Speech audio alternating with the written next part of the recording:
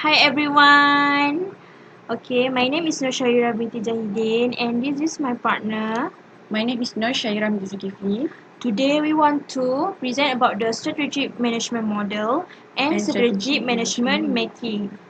So we start our first present with the strategic management model. Strategic management model has 3 stages: formulation, implementation, and evaluation. First, formulation: develop vision and mission statement, perform external audit and internal audit, establish long-term objective, and generate, analyze, and select strategies. Then, second stage, implementation is we implement strategy management issues and implement strategies marketing, finance, accounting, R&D, and issues.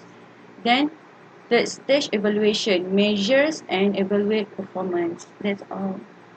Okay, this is our strategic decision making. Okay, first one is what is the strategic decision making? Decision making is the enhance your strategic decision making capabilities through an interdisciplinary approach that blend analysis and intuition and allow you to face the tough decisions that are often avoided and to transform them into a smart and insightful process.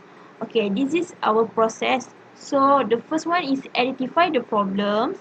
Second one is seek information. Third one is brainstorm solution. Then choose an alternative. Fourth, implement the plan.